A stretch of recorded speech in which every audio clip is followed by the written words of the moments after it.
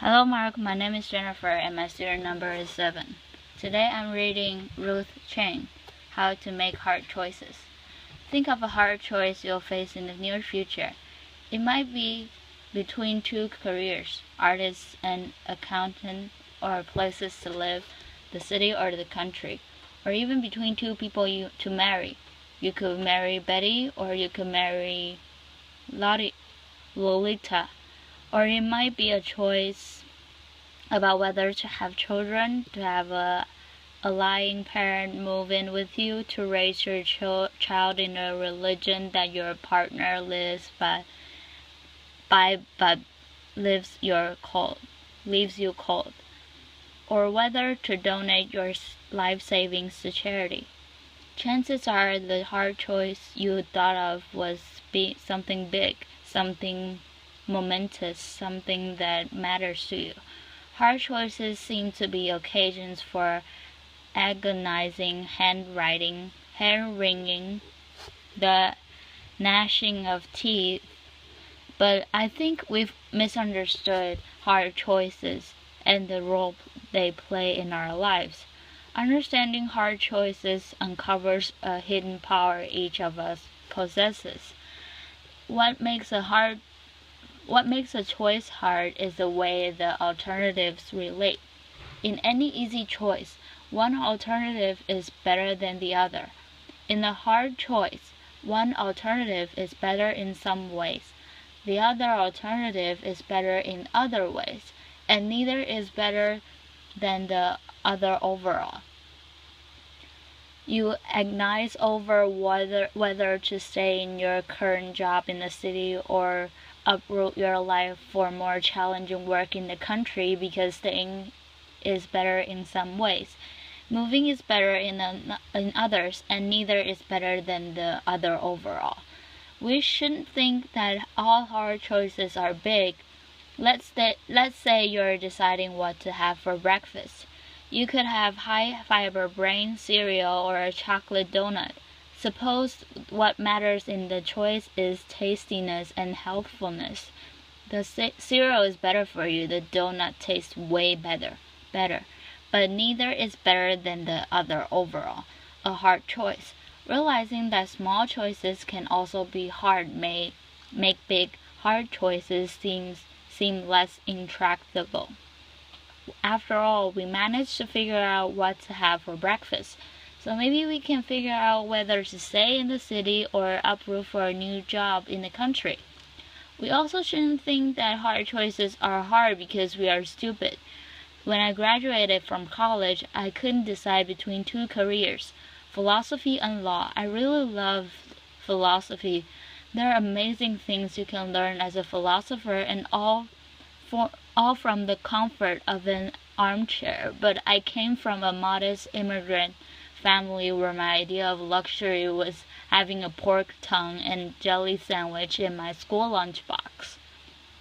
So the thought of spending my whole life sitting around in armchairs just thinking, well, that struck me as a height of extravagance and frivolity, so I got out of my yellow pad. I drew a line down the middle and I tried my best to think of the reasons for and against each alternative.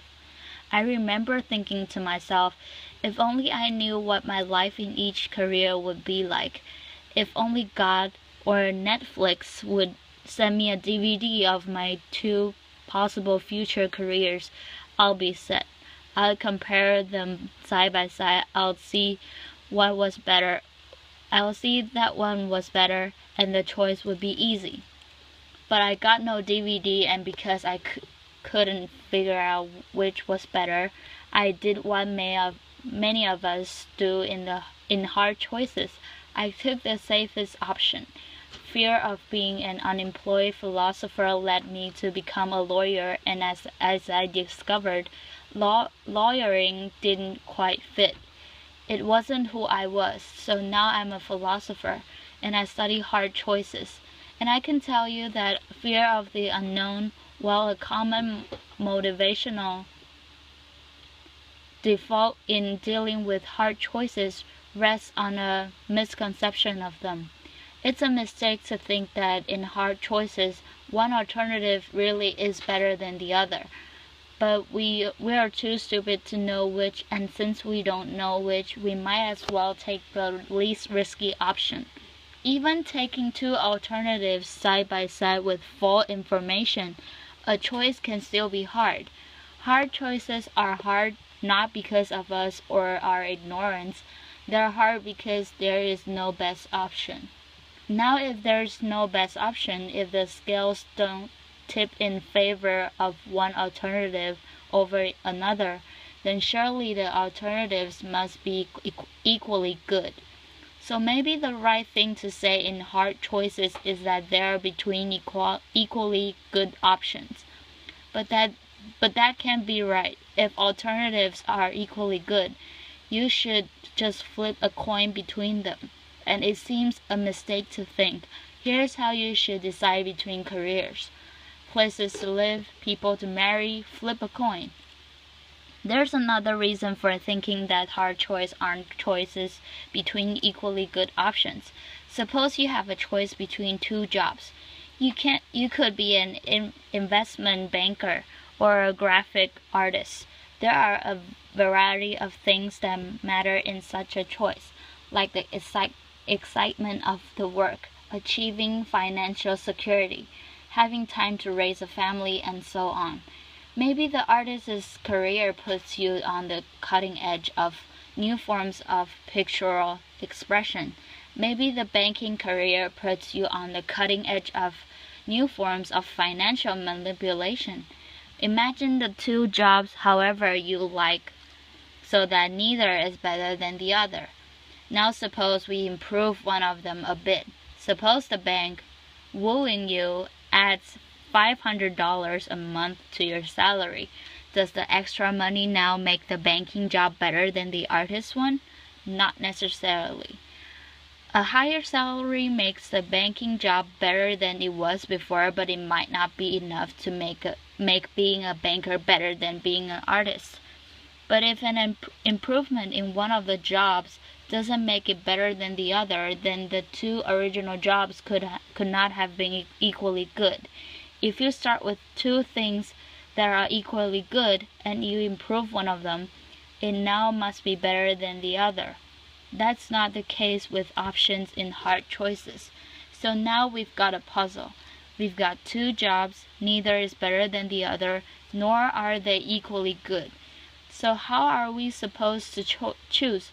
Something seems to have gone wrong here. Maybe the choice itself is problematic and comparison is impossible. But that can't be right.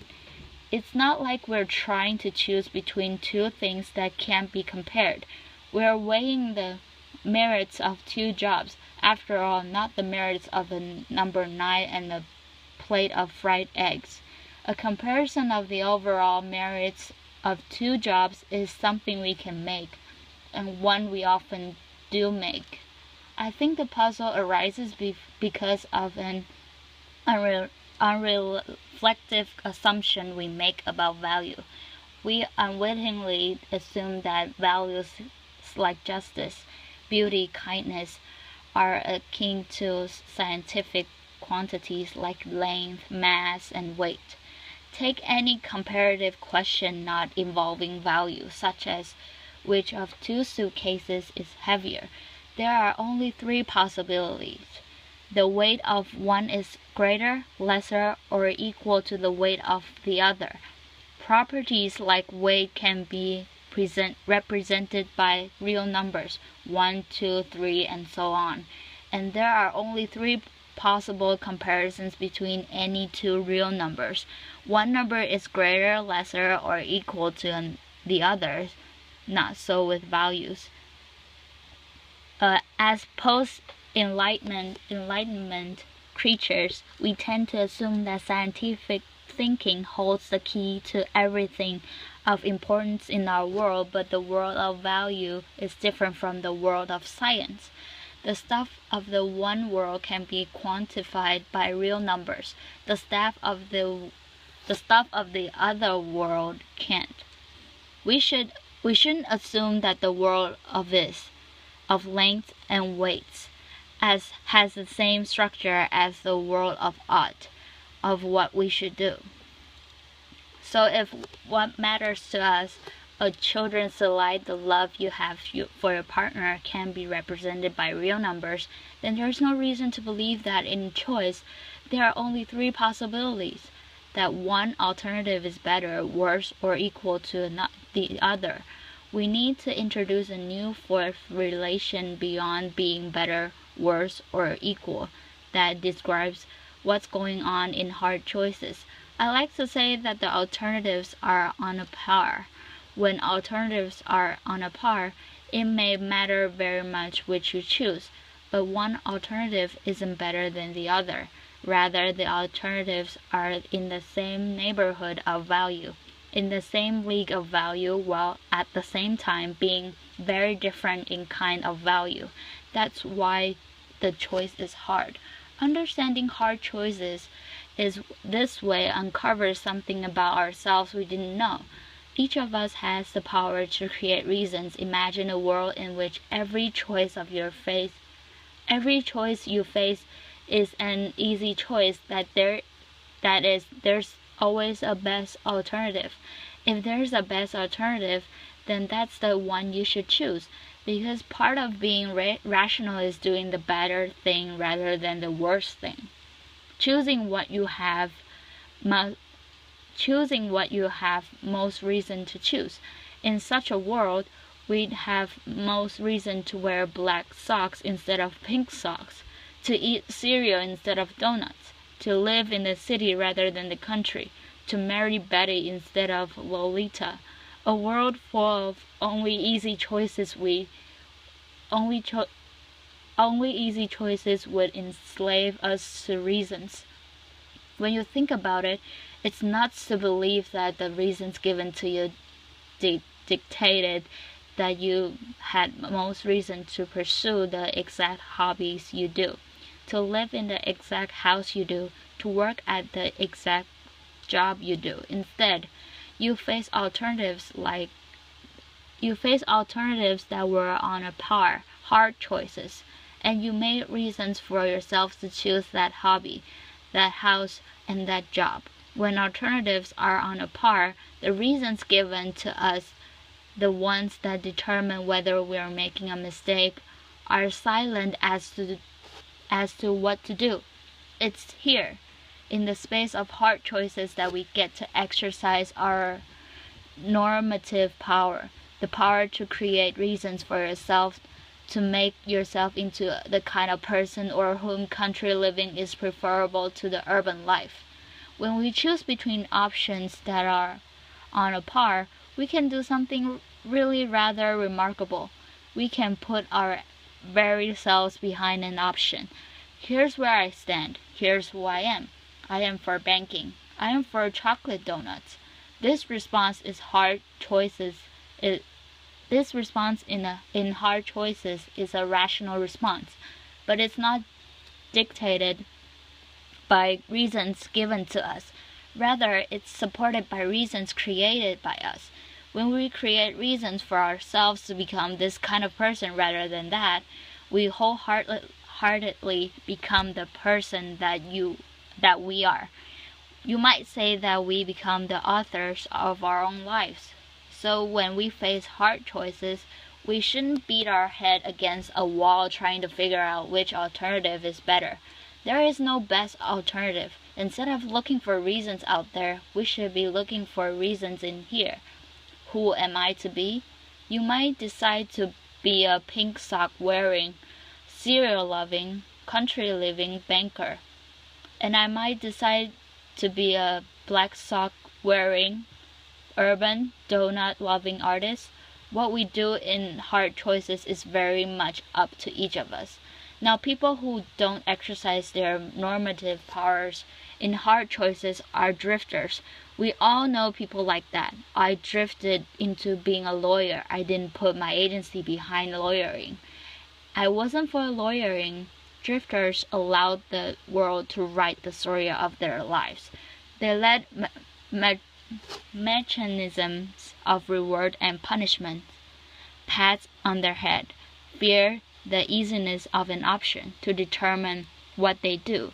So the lesson of hard choices: reflect on what you can put your agency behind, or what you can be for, and through hard choices become that person. Far from being sources of agony and dread, hard choices are precious opportunities for us to celebrate what is special about the human condition, that the reason that govern our choices as correct or incorrect sometimes run out. And it is here in the space of hard choices that we have the power to create reasons for ourselves to become the distinctive people that we are. And that's why hard choices are not a curse, but a godsend. Thank you.